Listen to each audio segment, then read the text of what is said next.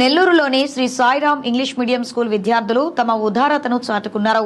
విజయవాడ వరద బాధితులకు సాయం చేసేందుకు మేమున్నామంటూ ముందుకొచ్చారు. స్కూల్ ఆధ్వర్యంలో 31,000 డిఆర్ఓ లవన్నకు అందించారు.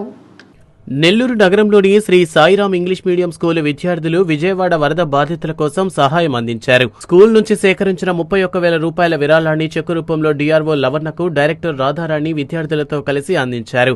వరద బాధితులను ఆదుకునేందుకు విద్యార్థులు పాకెట్ మనీతో పాటు స్కూల్ స్టాఫ్ అలాగే యాజమాన్యం కలిసి ఈ విరాళాన్ని అందించినట్లు ఆమె చెప్పారు. దీంతో డిఆర్ఓ వారిని అభినందించారు.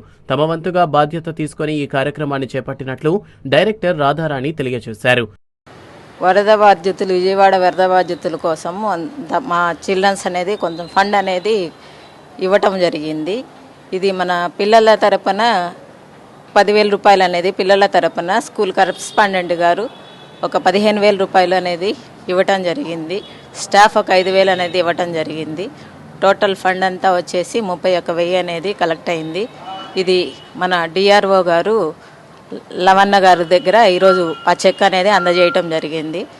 ఇది సాయిరాం స్కూల్ పిల్లలందరూ వాళ్ళకి విజయవాడ వరద బాధితులకు ఇవ్వడం కోసం అనేది ఇది వాళ్ళ దాచుకున్న అమౌంట్లో నుంచి తీసి ఇవ్వటం అనేది చాలా ఆనందదాయకము. ఎందుకంటే పిల్లలు ఇలాంటి కార్యక్రమాల్లో పాల్గొని మా వంతు చిన్న చిన్న చేతులతోటి మా వంతు సహాయం అనేది చేయటం అనేది చాలా గొప్ప విషయం అండి.